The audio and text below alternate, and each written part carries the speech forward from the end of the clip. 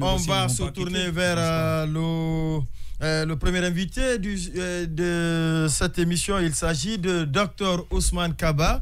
Il est le président du parti PADES. Le PADES, c'est bien le parti des démocrates pour l'espoir. Dr Ousmane Kaba, bonsoir. Bonsoir à vous tous. Merci d'avoir accepté notre invitation. Et téléspectateurs. Merci, puisque l'actualité oblige, on vous reçoit pour commenter largement l'actualité socio-économique. Mais puisque vous nous trouvez sur un débat politique, notamment la libération la grâce présidentielle, bien entendu, de deux opposants, qu'est-ce que cela vous inspire, monsieur le président du PADES, Dr Ousmane Kaba? Votre réaction sur cette grâce? Moi, j'étais en train de réfléchir quand je vous écoutais. Ah bon? Oui. Pourtant, ce n'est pas aujourd'hui la grâce, l'acte a été posé. Absolument. Ce qui m'a fait réfléchir, c'est que quand moi j'étais très jeune dans ce pays-là, j'ai toujours assisté à des procès politiques, à des complots. Je suis adulte maintenant, j'ai plus de 60 ans. La Guinée est toujours avec ses vieux démons. C'est extraordinaire. Vous pensez que c'est toujours la même chose? Mais bien sûr que ça n'a pas changé. Qu'est-ce qui vous fait dire que ça n'a pas changé? Alors pourquoi ils sont en prison? C'est pour des raisons politiques. Mais ce que je veux dire, d'abord, s'ils ont été élargis, il faut remercier le chef de l'État. Il faut toujours encourager les chefs quand ils font des bons gestes. Ce fut le cas? Oui, c'est le cas. Parce que lorsqu'on est en prison, on est dépersonnalisé, on souffre. Et sa famille souffre avec. Je crois que c'est quelque chose dont nous devons prendre en compte. Donc il faut encourager cet élan. Et moi je dirais ceci, le professeur Alpha Condé n'a rien à gagner en maintenant des gens en prison. Pourquoi? Même s'ils sont fautifs? Non, je n'ai pas dit ça. S'ils sont fautifs, c'est le jugement qui peut nous le dire. Le simple fait de mettre des gens en prison pendant très longtemps sans jugement, c'est là qu'il y a problème. Personne ne défend qui que ce soit. Mais s'ils sont fautifs, qu'on les juge et puis on va le savoir. Mais ce que je dis, quand on a été combattant de la liberté pendant de si longues années et qu'on a soi-même été prisonnier politique, je crois que ça ne rend pas... La trappe de Alpha Condé? Oui, ça ne rend pas service au président de la République. Ça ne rend pas service ni de justice, ni à sa carrière, ni à sa stature. Donc nous devrons chercher plutôt à apaiser ce pays et éviter que les gens soient en prison pour des opinions politiques. Nous avons eu des élections très difficiles. Le procureur, le ministre de la Sécurité et toute l'administration disent avoir des preuves contre ceux qui sont en prison. Non. Moi, ils estiment que ceux qui sont en prison sont des instigateurs de ceux qu'on a condamnés après les élections dans ce pays-là. Attendez, je pense qu'il ne faut pas faire l'amalgame. Ce pays a assez souffert de ce genre d'amalgame. Ce que je dis, moi, je ne prends pas position sur le fond du dossier parce que nous n'avons pas les éléments. Peut-être qu'il y a des fautifs. Ce qui est sûr, c'est qu'il y a eu violence. Non, vous dites que ce sont des prisonniers politiques qui sont en prison pour leur opinion politique. Attendez. Ça veut dire qu'ils sont innocents, qu'ils n'ont rien fait. Attendez. Je pense qu'il ne faut pas faire d'amalgame. Ce que je dis, il y a eu violence, certes. S'il y a des coupables, jugeons-les et mettons sur la table. Vous comprenez? Oui. Ce qui est inacceptable, c'est de mettre des gens en prison pour si longtemps sans jugement. Là, il y a un problème. Il y a vraiment un problème. Et nous devons travailler sur les principes. On oublie les principes tant que vous n'êtes pas concerné vous-même. Ce que vous avez dit est inacceptable. Dire s'ils sont en prison, c'est qu'ils sont coupables. Ça, non, c'est pas moi qui ai dit. C'est bolchevique, ça. C'est ce qui est défendu par l'administration. C'est stalinien. On vient de sortir du XXe siècle, mon ami, où la moitié de l'humanité a déjà fait ce genre de trucs. Vous prenez quelqu'un pour des faits de violence, vous jugez la personne, vous mettez sur table. Si la personne est coupable, nous sommes tous témoins. Personne ne va encourager des violences. J'ai été le premier même à reconnaître la victoire du professeur Alpha Condé pour mettre fin à la violence qui commençait vraiment à prendre des proportions inquiétantes. Mais ce que je dis, il faut les juger, relâcher ceux qui ne sont pas coupables et sanctionner ceux qui sont coupables. Ce qui est inacceptable pour moi, c'est de maintenir des gens en prison pendant si longtemps sans jugement. Point barre. C'est une question de principe. Et on ne peut pas dire, parce que quelqu'un est en prison, il n'a pas été jugé. D'abord, il y a la présomption d'innocence. Vous ne pouvez pas dire, s'il est en prison, c'est qu'il est coupable. Là, vous violez tous les principes. Et les principes d'équité, les principes de justice et les principes de la démocratie. Parce que tout le monde est présumé innocent tant que sa culpabilité n'est pas établie. Alors, voilà. Par rapport à ce que certains estiment, est-ce que vous êtes de cette même opinion en pensant que Alpha Condé veut instrumentaliser la justice pour affaiblir davantage son opposition? Non, moi je ne fais pas de procès d'intention. Je m'en tiens aux faits. Le fait, c'est que je déplore que des hommes politiques restent si longtemps en prison. Voilà, c'est tout. Je m'en tiens à ça. C'est une question de principe. Et agir comme cela, c'est amener son opposition vers le déclin? Non, pas du tout. Vous savez, je crois que les gens font beaucoup d'erreurs qui consistent à dire maintenant on a fermé la bouche de l'opposition, etc., on est tranquille. Pas du tout. Si dans un pays, l'opposition n'arrive pas à manifester, c'est toute la société civile qui manifeste. D'ailleurs, tous les présidents qui sont tombés, ils ne sont pas tombés par le fait de l'opposition. Pensez à ce qui est arrivé au Burkina Faso. Pensez à ce qui est arrivé dans beaucoup d'autres pays. Parce que l'opposition, au moins, canalise les mécontentements d'un grand nombre de personnes. Donc, il est question de les relâcher, peut-être, comme il n'y a pas de preuves par rapport à ce que vous venez de dire tout à l'heure. Je n'ai jamais dit ça. Non, c'est une question que je pose, docteur. Oui, mais j'ai dit de les juger. Non, c'est une question. Oui, c'est pas ce qu'il a dit. Non, c'est une question que je pose. Laissez-moi poser ma question. J'ai dit... Est-ce que selon vous, alors je vais poser autrement, est-ce que selon vous, donc, il est question de le relâcher, puisque jusqu'à présent, il n'y a pas encore de preuves, même si la procédure a été déjà enclenchée pour ce qui est des preuves vis-à-vis de la justice guinéenne? C'est ma question. D'abord, je n'ai jamais dit ça. J'ai dit de les juger. Et que ce qui est inacceptable, c'est de faire 8 mois sans juger des gens et qu'on les maintient en prison. C'est aussi simple que ça. Oui. Alors vous dites... Dernière question sur la politique. Oui, vous dites que vous ne faites pas dans le procès d'intention, notamment en accusant le président d'instrumentaliser la justice. Mais n'est-ce pas que lui-même a affiché comme objectif d'anéantir l'opposition? Enfin, moi, je ne sais pas. Ce que je sais, c'est qu'en tant qu'homme politique, il veut toujours... avoir la victoire sur l'opposition, ce que je trouve naturel. L'opposition veut aussi avoir la victoire sur lui. C'est tout ça. C'est de bonne guerre. Voilà, mais ce qu'il faut simplement, c'est clarifier les règles du jeu. Il faut qu'on reste dans le jeu démocratique. La Guinée a trop souffert de l'arbitraire. La Guinée, c'est un pays qui a trop souffert de la dictature par le passé. Essayons de nous améliorer. Voilà ce que je dis. D'accord.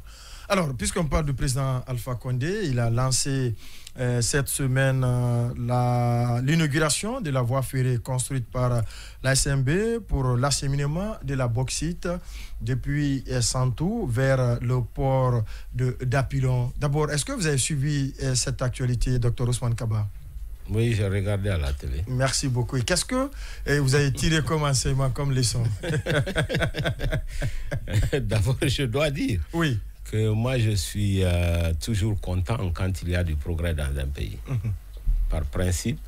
Et vous savez que j'ai été conseiller à la présidence chargée des affaires chinoises. C'est à ce titre d'ailleurs que je connais bien l'entreprise CRCC, qui est une entreprise très performante dans le domaine des chemins de fer, qui est un véritable géant. J'aurais bien aimé qu'ils fassent le chemin de fer Conakry-Niger.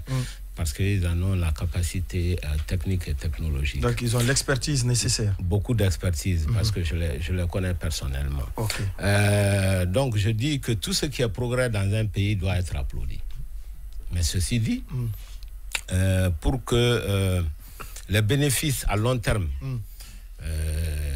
soient ici dans ce pays, qu'on ait des bénéfices à long terme de cet investissement, il y a un certain nombre de conditions. D'abord, il faut que le train puisse servir à transporter pas uniquement la bauxite, mais aussi les voyageurs et les marchandises. C'est prévu à long terme. C'est prévu à long terme. Attendez, ce qui est prévu et ce qu'on fait souvent ici, c'est différent. Autrement dit, ce qu'on annonce et la réalité du terrain. Oui, il faut insister là-dessus. Pourquoi? Parce que c'est ça qui peut faire permettre le développement du corridor qui est traversée par ce chemin de fer et donner une chance à tous ces habitants qui sont le long de ce chemin de fer. Ça, c'est une chose très importante. Deuxièmement, il faut qu'il y ait des employés guinéens et qu'il y ait un transfert de technologie et de compétences. Mais troisièmement, j'insiste là-dessus, lorsqu'on met le train, ça veut dire qu'on va faire disparaître les camions. Les camionneurs et les chauffeurs avec. Ça veut dire que c'est le contenu local lui-même aussi qui va prendre un coup. Qui va disparaître. Voilà. Donc, il faut qu'on soit prudent, qu'on regarde tout ça et qu'on réfléchisse pour savoir qu'est-ce que la Guinée peut... Ça a commencé déjà. Il y a des manifestations qui ont commencé dans certaines mines. Oui, il y a au moins 2 mois, 3 mois de ce côté. Je n'étais pas au courant, mais c'est simplement du point de vue de l'analyse économique, je sais que quand on fait cela, on enlève le travail de transport pour les transporteurs, pour les camionneurs, pour les chauffeurs, etc. Vous savez déjà, le secteur des mines, ce que j'ai toujours déploré, c'est que les mines ne créent pas suffisamment d'emplois. D'ailleurs, ça m'a fait rire. Je regardais aujourd'hui un des rapports du Fonds monétaire qui disait que le rôle des mines est assez limité dans la création des emplois et dans la lutte contre la pauvreté. On va peut-être y revenir parce que vous avez 2 ou 3 autres questions là-dessus. Voilà. Donc moi je dis, c'est une très bonne chose, mais faisons attention, réfléchissons très bien à ce que nous faisons.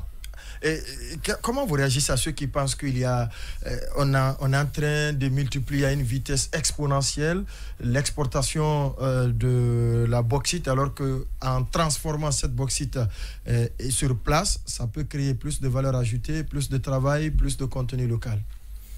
Écoutez, je crois que c'est moi qui l'ai dit plusieurs fois. J'ai toujours déploré qu'en Guinée, on se spécialise dans l'exportation de la bauxite.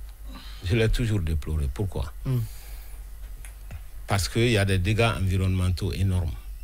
Et la bauxite ne rapporte pas beaucoup d'un point de vue économique. C'est la raison pour laquelle les autres pays comme la Malaisie, l'Indonésie, l'Australie, mais chacun refuse d'exporter de la bauxite. C'est cette niche-là que nous avons récupérée et on se vante là-dessus. Aujourd'hui, nous avons près de 100 millions de tonnes de bauxite qui sortent de ce pays. Toutes choses égales par ailleurs, si on avait l'ancienne fiscalité, cela correspond à près d'1 milliard de recettes fiscales. Ce n'est pas le cas. D'accord? Ça veut dire que nous ne recevons pas en contribution fiscale beaucoup d'argent, mais par contre, nous détruisons la nature sur plusieurs points. D'abord, les terres cultivables se font rares, donc ça fait des nouveaux chômeurs, des nouveaux misérables, des nouveaux pauvres en Guinée, tous ces villages autour qui sont déplacés, etc. Donc les terres cultivables se font rares. L'élevage devient difficile. Les cours d'eau sont taris. C'est quelque chose de très sérieux. Au total, si vous comprenez, en Guinée, nous avons une accélération du changement climatique. Ouais. C'est un problème mondial, mais il est particulièrement accéléré en Guinée. Pour ceux qui ont duré à Conakry, aujourd'hui, nous sommes le 21 juin, il pleut à peine. Alors, faisons très attention. Si nous détruisons notre pays, sans avoir les compensations financières adéquates, parce que ça ne nous permet pas en Guinée de faire des routes, ça ne nous permet pas d'avoir l'électricité partout aujourd'hui. Donc faisons très attention à ce que nous faisons. N'oublions jamais que la terre nous est confiée, parce que nous avons hérité de nos ancêtres, et que nous avons le devoir de transmettre la Guinée à nos descendants, en bon état. D'accord. Donc il faut qu'on fasse attention du point de vue de l'environnement, qu'on fasse attention du point de vue de la fiscalité.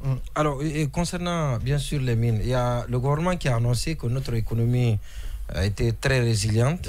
Et ça a été démontré grâce à l'exploitation minière. Est-ce que la construction de ce chemin de fer qui va certainement multiplier, qui va faciliter l'acheminement, par conséquent multiplier la production, est-ce que c'est une opportunité pour nous pour davantage juguler les conséquences liées à la pandémie? Écoutez, il y a beaucoup de questions qui traversent ma tête. Bauxite et le taux de croissance en Guinée. En 2018, 2019, 2020, nous avons une bonne taux de croissance.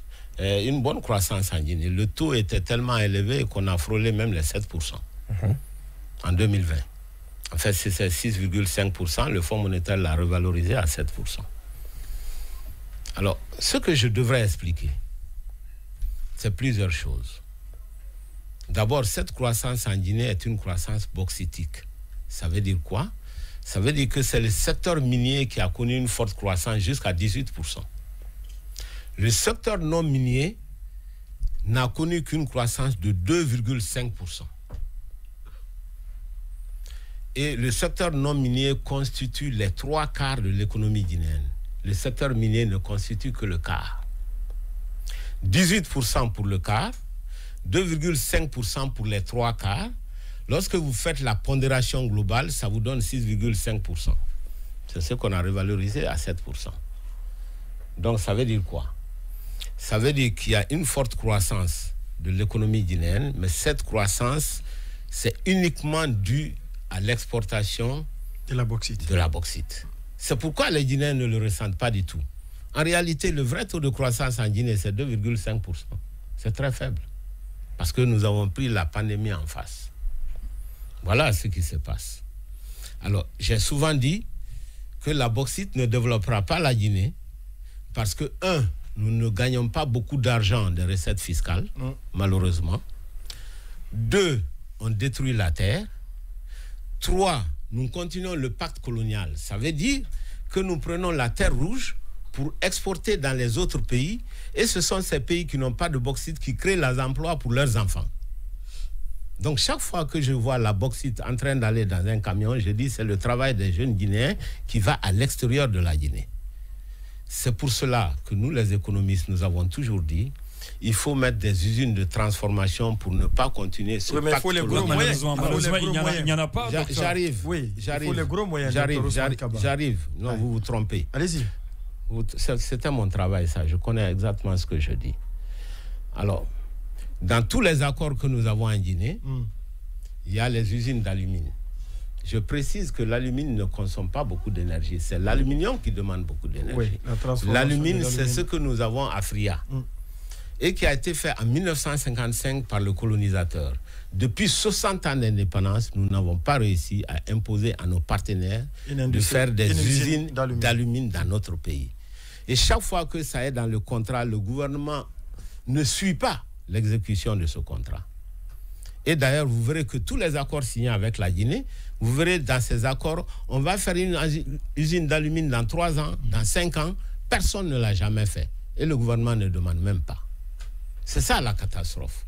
Donc, si nous avions insisté, si nous en avions fait une obligation, comme ça est d'ailleurs dans le contrat, donc on aurait eu plusieurs usines d'alumine aujourd'hui en Guinée. Et c'est les usines d'alumine qui permettent d'avoir beaucoup d'emplois et beaucoup de valeur ajoutée. Pour la transformation, comme ce fut absolument le cas de Fria. Alors, comme ça a été le cas de Fria. Ouais. Imagine que nous avions 10 usines Fria ici en Guinée.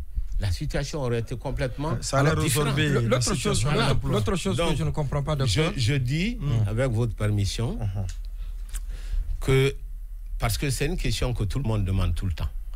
Pourquoi avec cette forte croissance, le Guinéen ne ressent rien? Premièrement, parce que la croissance telle que c'est calculé, c'est le produit intérieur brut.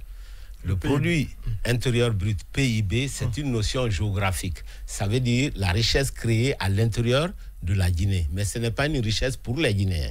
Il y a une différence. D'accord? Créée chez nous, mais pas pour nous. C'est pas pour nous. La richesse bauxitique, c'est pas pour nous. Malheureusement, c'est pour ceux qui exportent la bauxite. Nous allons gagner par 3 canaux. La Guinée va gagner, premièrement, avec les contributions fiscales, les droits et taxes payés. C'est ça qui permet à l'État de faire des routes, de faire des écoles, etc. Jusqu'à présent, malheureusement, on n'en gagne pas beaucoup. Deuxièmement, la Guinée va gagner par l'embauche des Guinéens. Mais malheureusement, l'industrie de la bauxite embauche très peu.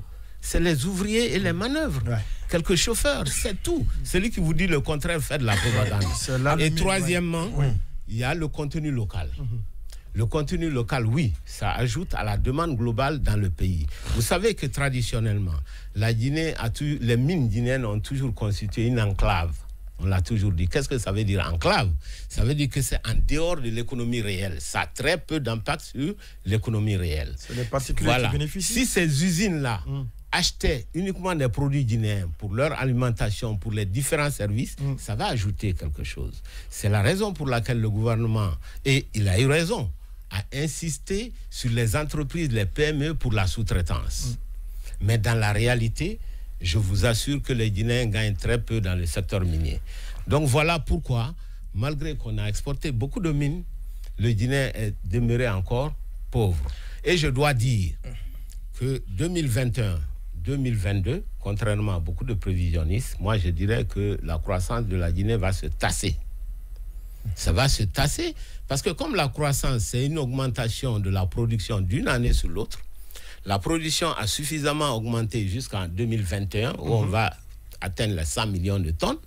Elle ne peut pas continuer à augmenter parce qu'il y a des limites physiques. Voilà.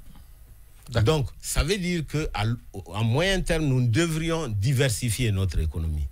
Ne pas nous baser uniquement sur la bauxite.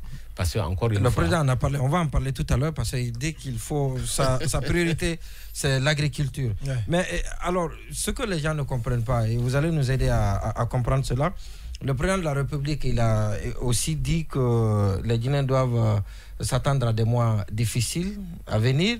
Et les gens ne comprennent pas qu'on ait cette économie résiliente avec le secteur minier. Non, voilà, avec le secteur minier, avec une forte croissance, COVID, on nous vante une meilleure économie, et après qu'on nous demande, qu'on nous dise que les mois à venir seront difficiles à cause de la pandémie. Expliquez-nous un peu, comment peut-on comprendre cela? D'abord, vous le comprenez, monsieur le président, quand il dit le gouvernement, parce qu'il n'y a pas que lui. Avant lui, il y a eu Dr Kassouri qui a dit la même chose. Non, mais bien sûr, je crois qu'en tant qu'homme politique avisé, il sait très bien que la Guinée n'est pas sortie de l'ornière, mais que ça va être difficile pour le peuple de Guinée. Donc, en quelque sorte, il essaie d'aviser, de se prémunir. Hein? Ça me donne encore une fois raison. Ah bon? Vous pensez toujours avoir raison, docteur Ousmane Kaba? C'est ce que je viens de vous expliquer. Je viens de vous dire que le taux de croissance en Guinée est un taux de croissance artificiel qui ne va pas dans la poche des Guinéens.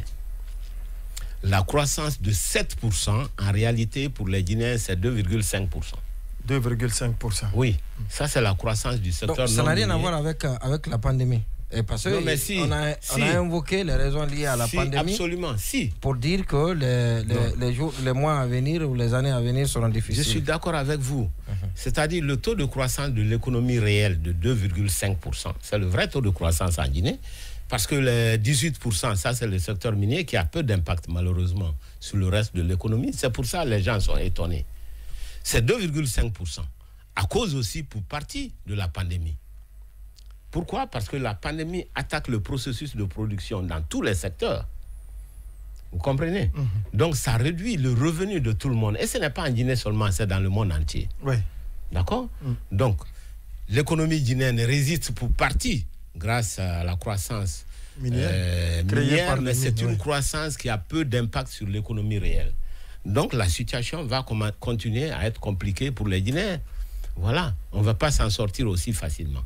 Sans compter maintenant ce que dit le gouverneur de la Banque centrale, sans compter tous ces problèmes d'inflation que nous avons à l'heure actuelle. Et si vous permettez, je peux enchaîner. Oui.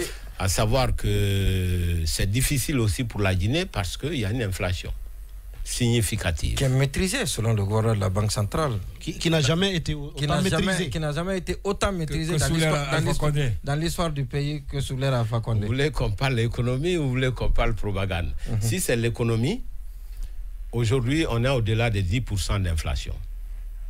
C'est vrai. On parle de la réalité. Oui. Actuellement, je peux vous assurer qu'on a dépassé les 10%. C'est vous qui êtes dans la propagande ou bien c'est vous qui êtes dans l'économie réelle? Non. Ce que je suis en train de vous expliquer, c'est qu'aujourd'hui, pendant tout le premier semestre de 2021, tout le monde a constaté la hausse des prix. Ça va être sanctionné par les données statistiques dans quelques mois. Parce que vous savez, toujours, il y a un décalage entre les données statistiques et au moment où l'on parle. Mais moi, je suis un économiste professionnel. Je vous dis, l'année dernière, nous avons une augmentation de la masse monétaire de 23%. Nous avons un taux de croissance de 6%, ou même de 7%. L'écart entre les deux constitue l'inflation potentielle. L'inflation potentielle. Voilà ce que ça donne. Ça veut dire simplement que actuellement, on a une inflation qui va aller autour de 15%. Ça, c'est l'inflation calculée. Ce n'est pas encore l'inflation. C'est l'inflation calculée. Je vais vous interrompre. On va se reprendre. Le débat, il est très dynamique. Sur la page de cette émission, Souma le Guinéen dit, disons à Dr Ousmane Kaba, que les perspectives sont prometteuses en Guinée, qu'ailleurs cela a été prouvé par la Banque mondiale. Cette croissance de 7% a peu d'impact sur la population parce que le taux de natalité n'est pas encore maîtrisé. Selon lui, Oumar Diallo dit il cherche à être nommé par Alpha Condé dans les prochains moments. Monsieur Lamine Sakodi, c'est pas vrai, depuis 2010 jusqu'à aujourd'hui, le gouvernement guinéen, il est là à travailler dans la construction et pourtant il y a beaucoup de sociétés européennes. Il est là pour travailler du sous-sol, mais où sont les routes, où sont ces constructions? Rien. Monsieur Cheikh Mohamed Condé dit l'intelligence commande d'obliger les miniers à acheter l'électricité pour la transformation des minerais ici que de chercher à exporter l'électricité au nom du panafricanisme. En exportant l'électricité, on crée de la richesse chez les voisins alors que les ayants droit restent pauvres. Juste une question de réflexion ou de bon sens. On retourne dans le débat, oui. Question suivante pour Dr Ousmane Kaba. On parlait de l'inflation. On parlait de l'inflation. Et je vous rappelais que le gouverneur qui est de la Banque centrale, le patron de la politique monétaire est très fier et se réjouit de la maîtrise de l'inflation sous le régime Alpha Condé. Écoutez, je pense simplement que M. Nabé, qui sait très bien de quoi il parle, mais n'oubliez pas qu'en tant que gouverneur de la Banque centrale, il cherche toujours à arrondir les angles et pour que les gens ne jouent pas contre le franc guinéen. L'inflation est généralement, depuis que le professeur est là, c'est autour de 10%. En dessous des 10%, mais autour de 10%. Ce n'est pas un très bon résultat. Pour avoir un bon résultat dans l'inflation, il faut être à 5% ou en deçà, ou en dessous des 5%. On a une fois atteint ça en Guinée? Oui, bien sûr. C'était à quelle période? Non, il y a des courtes périodes. Le problème avec la Guinée, c'est que nous n'avons pas une performance sur le long terme généralement. Alors, ce qui se passe, c'est que nous avons flirté avec 10% pendant les 10 années du professeur Alpha Condé. Mais récemment, c'est-à-dire en 2021, là, le taux va dépasser 10%. Parce que tout le monde a constaté la grande inflation sur tous les marchés. Et je l'ai expliqué, je viens de vous le dire, c'est parce qu'il y a une forte croissance de la masse monétaire en 2020. 23%, c'est énormément élevé. On est passé de 30 000 milliards de francs guinéens à 37 000 milliards. C'est-à-dire à quoi? Donc 7 000 milliards d'augmentation de la masse monétaire. Ça fait la quantité d'argent en circulation. La quantité d'argent en circulation. Selon vous? La planche à billets? C'est exactement ce qu'on appelle la planche à billets. C'est sérieux donc. Voilà, il y a eu beaucoup de planches à billets. Et d'ailleurs, les deux élections, les chiffres de M. Nabé le montrent, de la Banque centrale d'ailleurs, il y a eu chaque fois 1000 milliards de sorties, chaque mois.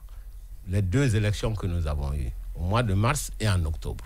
1000 milliards. Ça veut dire que la masse monétaire a suivi le cycle électoral. D'ailleurs, j'ai vu tout ça dans un rapport du Fonds monétaire aujourd'hui, ça m'a fait rire. C'est exactement ce que moi j'avais déjà lu dans la situation monétaire intégrée. Alors, de passage, on dit que le déficit n'a jamais été sous Alpha Condé, n'a jamais été financé par la création de monnaie. Puisqu'on parle de la planche à billets, qu'est-ce qui prouve que cette somme est sortie? Vous parlez de 1000 milliards, en tout cas par rapport aux élections. C'est une très bonne question. Qu'est-ce qui démontre que l'argent est sorti? C'est une très bonne question. Lorsque je parle de la masse monétaire, il s'agit de l'argent en circulation, donc qui est dehors. D'accord? L'argent qui est dehors et qui circule déjà, c'est de ça qu'on parle. Ça veut dire que c'est déjà sorti. C'est ce qui est capturé par la situation monétaire intégrée. Donc, il y a eu de la planche à billets. C'est pour ça que nous sommes en inflation. C'est la raison pour laquelle j'avais dit que je conseillerais au professeur Alpha Condé, je me considère encore un peu comme son conseiller, de ne pas augmenter le prix du pétrole à ce moment précis. Le prix du carburant. Voilà, le prix du carburant, au moment précis où nous avons une inflation significative. Parce que vous savez, il y a l'opportunité de la décision. Il y a le contexte de la décision. Ouais. Et j'ai dit que la propagande qui est utilisée n'est pas la bonne. Autour du carburant? Oui, parce qu'on disait qu'on subventionnait le carburant, ce qui n'est pas vrai. Je rappelle qu'actuellement, aujourd'hui, chaque fois qu'on vend 1 litre de carburant, il y a 5128 qui servent à importer. Il y a 1505 francs guinéens qui servent à rémunérer les intermédiaires et les magasinages. Et l'État, lui, gagne 2367 francs guinéens. En l'État? Chaque litre, c'est ce que l'État gagne. 2367 francs. Donc vous ça fait 26%. Pour simplifier, chaque fois qu'on vend 100 francs de carburant, l'État gagne 26 francs aujourd'hui. Donc l'État n'a jamais subventionné, il ne subventionne pas. Ce que l'État peut dire, c'est de dire j'ai besoin de beaucoup plus d'argent. C'est une recette qui est prévue dans le budget, qui est budgétisée de Dr Ousmane. Alors où trouver le gap si ça diminue? C'est une bonne question, mais il faut dire la vérité. Maintenant, vous dites en ce moment, actuellement pour chaque 100 francs, moi, État, je ne gagne que 26 francs. Je veux gagner plus pour mettre dans mon budget, pour avoir des ressources pour faire les routes, les écoles, etc. Au moins, le débat est clairement posé. C'est aux Guinéens d'apprécier s'ils adhèrent à cela ou pas. Voilà. Mais vous ne pouvez pas dire que c'est parce qu'on subventionne, parce que vous ne subventionnez rien du tout. N'est-ce pas? Subventionner, c'est prendre son argent ailleurs pour aider le consommateur à supporter. Je n'ai pas été convaincu. Vous êtes favorable pour ce qui est de l'explication de si l'explication, si la pédagogie est... Je dis, je n'ai pas été convaincu pour ce qui est de l'explication de Je reviens, monsieur Sadibou. Je n'ai pas été convaincu, docteur. Monsieur Sadibou. Oui. Je n'ai pas à vous convaincre, c'est un fait. Ça veut dire... Non, je vous explique. Pour que les gens comprennent. Les gens ont envie de comprendre. Parce je vous explique. C'est technique ce que vous êtes en train de dire. Les gens ont envie de savoir, puisque vous parlez de l'argent qui est sorti de l'inflation pendant ces élections, on aimerait bien savoir comment est-ce que ça s'est venu. Oui, vous avez raison. Oui. Peut-être que je devrais commencer, mais comme on n'est pas à l'université, mais je vais faire de mon mieux. La situation monétaire intégrée, c'est un document monétaire et comptable élaboré par la Banque centrale de la République de Guinée. Il fait les bilans consolidés de toutes les banques commerciales, plus le bilan de la Banque centrale, ça donne la situation monétaire intégrée. C'est la photographie de la masse monétaire dans le pays. Et c'est un document élaboré par la Banque centrale. Lorsque vous regardez ce document, vous allez vous rendre compte que fin 2019, en Guinée, l'ensemble de la monnaie en circulation, c'était 30 000 milliards. Fin 2019, décembre 2019. En décembre 2020, vous verrez que ça fait 37 000 milliards. D'accord? La quantité d'argent en circulation. Oui. Donc, on constate simplement, nous constatons en tant qu'économistes, qu'il y a eu une augmentation de 7 000 milliards. Et ça, c'est le document de la Banque centrale. Donc, ce n'est pas une opinion. C'est un fait. Est-ce que ça ne peut pas être provoqué par la production?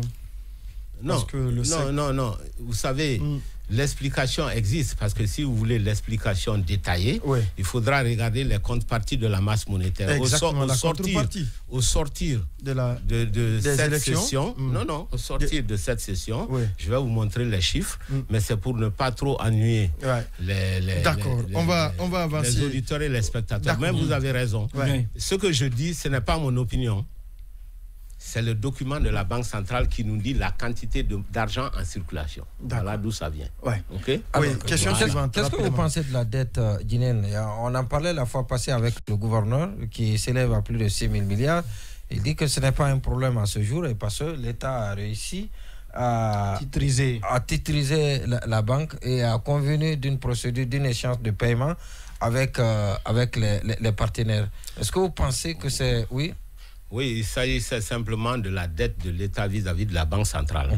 On ne peut pas confondre avec la dette avec les partenaires du pays. Voilà, exactement. C'est avec la vis-à-vis de la Banque centrale. Il y a eu titrisation. C'est simplement pour isoler la masse d'endettement antérieur pour ne pas trop pénaliser sur le jugement de ce qu'on fait maintenant. C'est juste un arrangement technique. Voilà. Et donc, on a parlé autrement du dit, aussi. Oui. Autrement dit, s'il y a eu du gâchis avant cette gestion, on ne veut pas continuer à endosser pour ne pas que les efforts fournis soient engloutis par la gestion chaotique du passé, c'est ça? En quelque sorte. D'accord. Et que pensez-vous des bons de trésor dont certains disent qu'ils sont émis à des fréquences trop élevées? D'abord, il faut dire que les bons du trésor, ce n'est pas seulement en Guinée, c'est un peu partout qu'on le fait. Tous les gouvernements le font pratiquement. Pourquoi? Parce que lorsqu'un gouvernement a des déficits, si vous vous financez par la Banque centrale, c'est ce qu'on appelle la planche à billets. Ça vous donne l'inflation. C'est ce qu'on est en train de voir maintenant, parce que l'État s'est trop financé l'année dernière par la planche à billets. Alors, le gouvernement, généralement, préfère, dans ce cas-là, pour ne pas créer de l'inflation, prendre l'argent qui existe déjà dans la poche des gens. Donc, le gouvernement va s'endetter auprès du public, auprès des entreprises, etc. Le gouvernement va émettre un titre de propriété, c'est-à-dire un titre de créance, pour dire « achetez-moi ce papier », pour dire « moi, gouvernement, je vous dois ». C'est ce papier qu'on appelle le bon du trésor. Donc, ça permet au gouvernement de se financer sans passer par la planche à billets. Donc, c'est une bonne chose, ça vaut mieux que la planche à billets. C'est pour ça que tout le monde le fait. On parle d'approfondissement des financements, du marché financier. Et c'est en ce moment, c'est pourquoi dans les autres pays, on a les bourses des valeurs, etc. C'est autour de ces titres-là. Mais là, dans les bourses de valeurs, il y a non seulement l'État, mais il y a les entreprises qui se financent par deux instruments d'endettement, c'est-à-dire les actions et les obligations. Voilà. En définitive, l'économie se porte bien, selon vous? Ou bien la monnaie, le franc guinéen? Oui, le franc guinéen, oui. Pour moi, le franc guinéen ne se porte pas bien parce qu'il y a l'inflation. Est-ce une communication politique ou économique? Non, attendez. Une monnaie a deux maladies. La première maladie de la monnaie, c'est l'inflation. La deuxième maladie de la monnaie, c'est la surévaluation. D'accord? C'est les deux maladies de la monnaie, il n'y en a pas 1000. Aujourd'hui, le franc guinéen, nous avons de l'inflation en Guinée. C'est pourquoi le franc guinéen perd de sa valeur par rapport aux devises. Lorsqu'on dit qu'il y a inflation, on peut définir l'inflation comme la perte du pouvoir d'achat du franc guinéen. On peut définir l'inflation comme la hausse des prix des biens et services.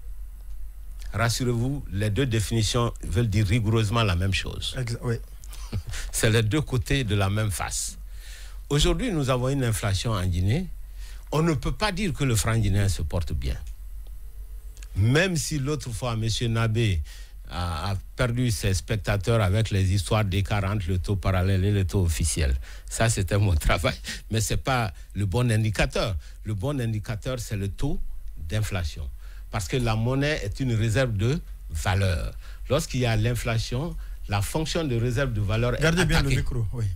C'est cette fonction qui est attaquée. Voilà. Et c'est les pauvres qui sont les plus frappés. Parce que les riches peuvent se défendre contre l'inflation. Malheureusement, pas les pauvres. Et faisons très attention. Vous savez déjà qu'il y a une forte pauvreté en Guinée, puisqu'on a 53% des Guinéens qui ont moins d'1 euro par jour. Nous faisons partie des pays les plus pauvres de la planète. D'où vous tirez les statistiques? Oui. Si, c'est cela. Vos statistiques? C'est fait par la Banque mondiale, c'est fait par la Banque africaine de développement. Et quand je prends l'INDH, ça c'est 2018-2019, c'est fait par le PNUD. Vous savez, l'indice du développement humain combine le revenu monétaire, la longévité et l'éducation. 2018-2019, nous sommes en 2020. Est-ce que ça a été actualisé, Ce dont je vais vous parler, c'est 2018 et 2019. Ouais. 2020 n'existe même pas encore parce que les statistiques ne sont pas tirées.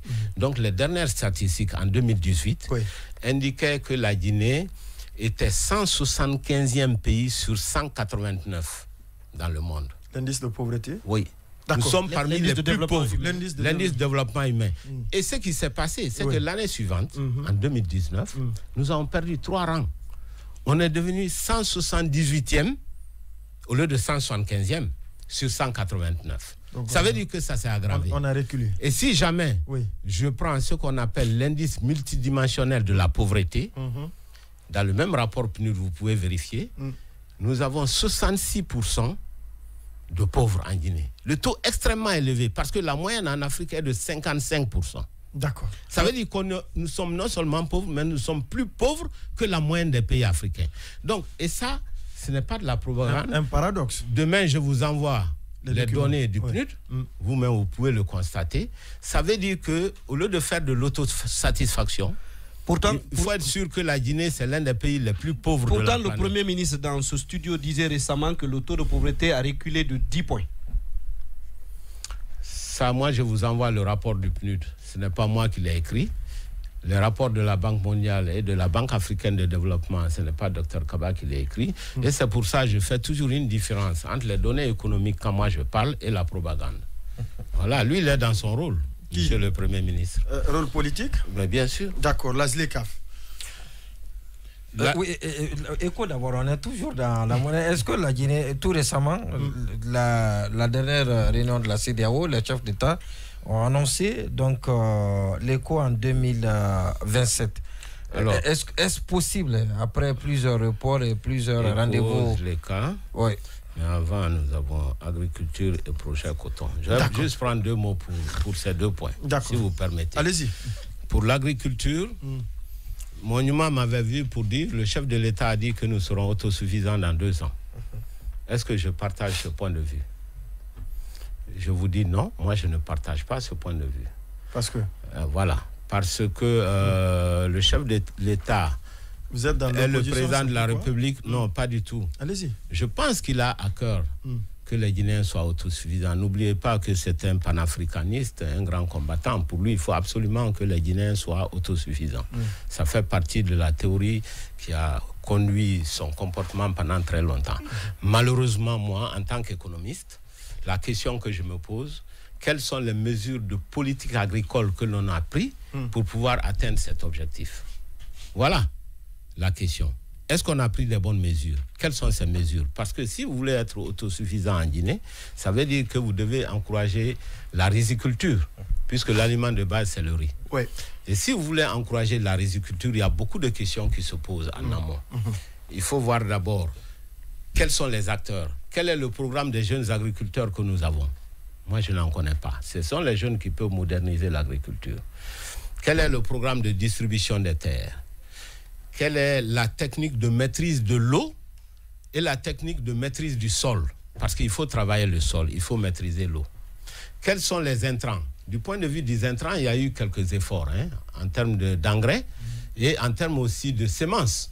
Parce que l'Ambroca, par exemple, travaille mieux maintenant que par le passé. Ambroca? Ambroca, c'est le service qui s'occupe des semences dans le domaine de l'agriculture. Oui. Comme je suis agriculteur, c'est pour ça que je connais cette chose-là. Ouais. Ils ont fait quelques progrès parce qu'ils donnent des semences. Ça veut dire que le professeur Alpha Condé a effectivement financé les centres de recherche qui étaient déjà morts à l'époque. Mais ce n'est pas suffisant encore, il faut aller plus loin. Mais il faut parler aussi de la machinerie agricole. Il ne suffit pas d'envoyer beaucoup de tracteurs. Il faut signer des contrats avec 1 ou 2 fabricants d'engins agricoles. Il faut que les pièces détachées suivent. Il faut que l'école, la formation des mécaniciens suivent. Je sais absolument de quoi je parle, parce qu'ensuite, il faut voir la récolte. Moi, j'ai perdu beaucoup de mes récoltes lorsque j'ai cultivé à Banfele 130 hectares de riz, simplement parce que ma moissonneuse-batteuse est tombée en panne. Il n'y avait personne pour pouvoir réparer. Les gens n'ont ni les pièces détachées, ni l'expertise. Donc, quand on veut... Ni les pièces de rechange. Oui, ni les pièces de rechange, ni l'expertise. Donc, quand on veut faire un progrès sur la filière riz, il faut aller en détail le long de cette filière. Toute la chaîne. Et comme il n'y a pas de mesure de politique agricole prise maintenant, Lorsqu'on se contente de dire simplement en 2 ans on sera autosuffisant, vous me demandez, en tant qu'économiste, je vous dis non, on ne sera pas autosuffisant. Ouais. Voilà ma réponse sur ce point. Maintenant, on a parlé le projet coton, rapidement. Parce que il reste 8 minutes là. Projet coton, rapidement, c'est un sujet important. Pourquoi? Parce que c'est le seul grand projet agricole dans toute la Haute-Guinée. Malheureusement, le projet coton qui a été fait au temps du général Conté est en train de mourir maintenant. Juste, je ne veux pas donner trop de chiffres. La production de coton du Mali, 700 000 tonnes.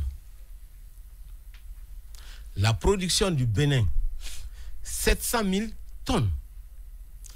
Burkina, 642 000 tonnes la saison dernière. Alors, si vous prenez le Mali, 700 000 tonnes, la Guinée aujourd'hui, vous savez combien c'est? 2000 tonnes. Et les produits je reviens. Et par rapport à la qualité. Le Mali fait 700 000 tonnes. La Guinée fait 2 tonnes. 2000 c'est extraordinaire. Parce qu'il y a beaucoup de raisons. Il y a eu un audit en 2018 sur le projet coton. Depuis lors, l'usine a été presque fermée. Il y a eu beaucoup de problèmes. Et d'ailleurs, il y a même des parfums de scandale. Parce que quand j'ai parlé avec les gens, qu'est-ce qu'ils m'ont dit? On en a parlé dans Ils m'ont dit, oui. On a 55 milliards qui ont été rapatriés par Géo Coton de France, notre partenaire. Personne ne peut vous dire où se trouvent ces 55 milliards. Oui. On a 18 autres milliards aussi qui ont pratiquement disparu. Alors, ce qui est encore scandaleux, à part le problème financier, ce qui est révoltant, c'est que le peu de coton que nous avons, c'est en train de pourrir dehors. Ils ont envoyé du coton au port de Conakry. 3 camions restés sous la pluie. Il manquait 6 milliards pour les exporter afin de gagner 13 milliards. C'est incroyable. On a retourné ce coton à Cancan. Ils étaient obligés maintenant de mettre tout ça ensemble pour vendre aux Maliens. À l'heure où je vous parle, les cotons des agriculteurs sont en train de pourrir dans tous les champs. Ouais. Pourquoi? Nos équipes basées là-bas ont même fait un reportage dessus. Parce que l'État refuse de payer 45 milliards nécessaires pour payer le coton des mains des paysans et nécessaires pour faire marcher l'usine d'engrenage. C'est extraordinaire la Guinée. Et c'est pour cela, quand on me dit on veut être autosuffisant, je rigole.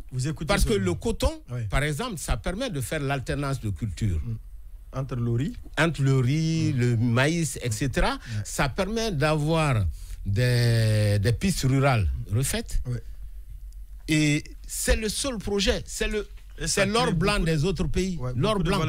Donc on ne fait rien pour que l'agriculture marche. D'accord. Et d'ailleurs, pour terminer, je dirais que la Haute-Guinée a beaucoup de problèmes en 3 paliers. Premier palier, c'est le projet coton. Ils sont en train d'être décimés. Deuxième palier, ce n'est pas la Haute-Guinée seulement, ça c'est l'électricité. Ça c'est Haute-Guinée et Guinée forestière. Je suis d'accord qu'il y a des efforts. Et je suis le premier à les saluer. Merci beaucoup. D'abord parce que ici, en Basse-Côte, il y a... Oui, absolument. En Basse-Côte, ici, il y a eu Kaleta, il y a eu Swapiti, il y a Amaria. Ça fait quand même 3. 3 grands barrages. Oui. Au Fouta, aujourd'hui, on vient de faire Pita en 2019. On est en train de commencer Toubé, Koukountamba en 2021, là. Donc ça, c'est des efforts à saluer. Même si je ne partage pas l'objectif de vendre l'électricité au Sénégal, en Gambie, alors que les Guinéens, c'est leur argent et ils n'ont même pas encore d'électricité, ça me fait rire. Pour avoir des devises. Écoutez, soyons sérieux. Donc il y a ce problème. Et le troisième problème, c'est le problème de route. Ça, c'est toute la Guinée. Pour s'en convaincre, voyager entre Conakry et Kindia. D'accord. Vous m'en direz des nouvelles. Zleka fait écho en 2 minutes. Bon, en 4 minutes, en 2 minutes. En 2 minutes, l'écho, c'est la monnaie internationale. J'en suis très fier parce que la Guinée était au départ de cette idée d'écho. Avec 5 pays anglophones, Nigeria, Ghana, Sierra Leone, Libéria et Gambie. La Guinée et ces pays, ce sont eux qui ont voulu faire l'écho depuis...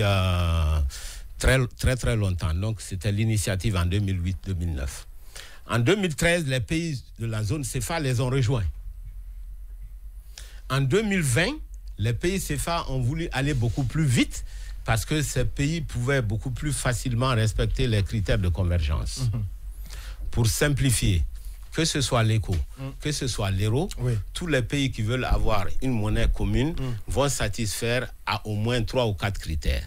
Le premier critère, c'est le déficit du budget, qui doit être inférieur à 3%.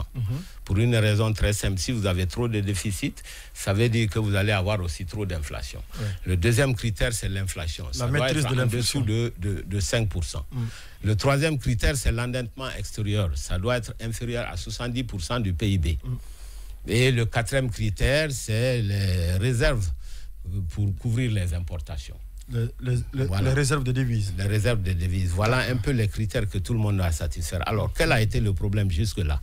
Parce que depuis là, l'éco a été retardé 3 à 4 fois. Chaque fois, on relance.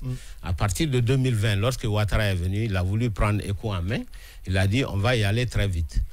Mais pour cela, il faut que je me débarrasse du CFA. Parce que le CFA, j'ai dit tout à l'heure, a un gros problème. C'est le problème de la surévaluation, qui est le problème inverse des Guinéens qui ont l'inflation.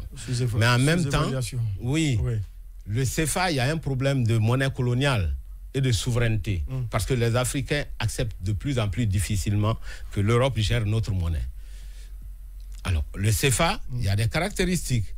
Libre transférabilité, convertibilité illimitée, taux de change fixe et mise en commun des réserves de change. Voilà les 4 principes qui fondent la zone CFA. Alors Ouattara est venu, il dit bon, maintenant on va prendre nos propres réserves, on ne les met plus en France. On va enlever quelques Français du conseil d'administration de la banque. Et on va se séparer un peu avec la France, on va appeler ça ECO. Ce qu'il n'a pas fait, c'est couper le taux de change fixe avec l'euro. Parce que quand vous avez un taux de change fixe avec l'euro, le CFA évolue non pas en fonction des conditions des pays CFA, mais en fonction des conditions de l'Europe. Ce qui est quelque chose que nous supportons de moins en moins ici en Afrique maintenant. Il faut que nous soyons majeurs. Voilà. Alors, vous me demandez si la Guinée a intérêt à rentrer dans la zone éco. D'abord, actuellement, beaucoup de pays ne peuvent pas satisfaire les critères de convergence, notamment pour partie à cause de la pandémie, même avant même la pandémie. C'est que les pays africains ont leur performance en dents de scie. C'est pas stable. Voilà. Donc la Guinée a intérêt à aller. Pourquoi? Parce que ça permettra de stabiliser la monnaie dans notre pays. Rappelez-vous, notre maladie, c'est l'inflation. Et cette inflation, elle vient parce que nous faisons de la planche à billets. Lorsque nous faisons partie d'une zone monétaire, aucun président n'a le pouvoir sur le gouverneur de la Banque centrale pour qu'il fabrique de la monnaie. D'accord. Ça, c'est ce que nous allons gagner. Docteur Ousmane Kaba, merci beaucoup. Merci d'être passé dans cette émission. À une autre fois, ceci dit, on se tourne.